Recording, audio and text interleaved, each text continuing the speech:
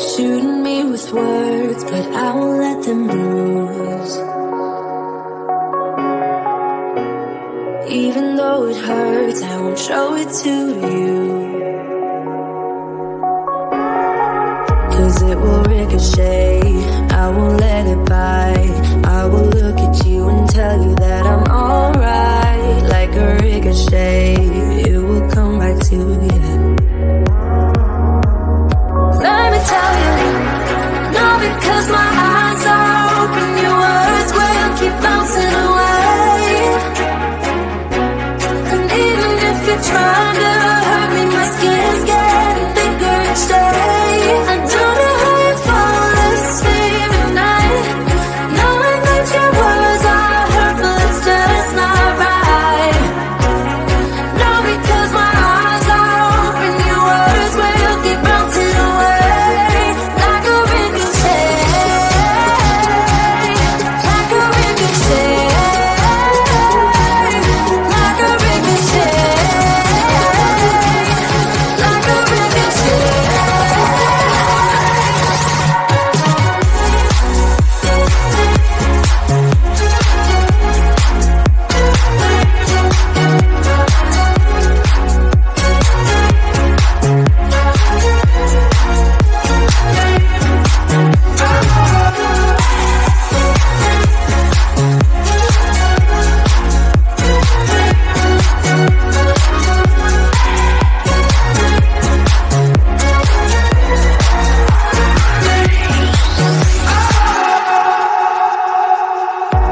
I used to let it in, all the things you said.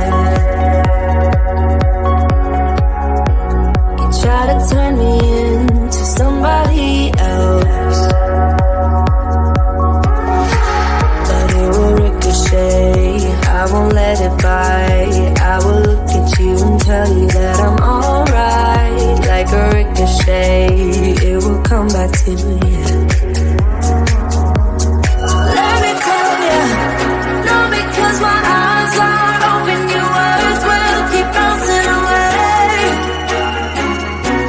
And even if you're trying to hurt me, my skin's getting thicker each day. I don't know how you fall asleep at night, knowing that your words are hurtful, it's just not right. No, because my eyes are open,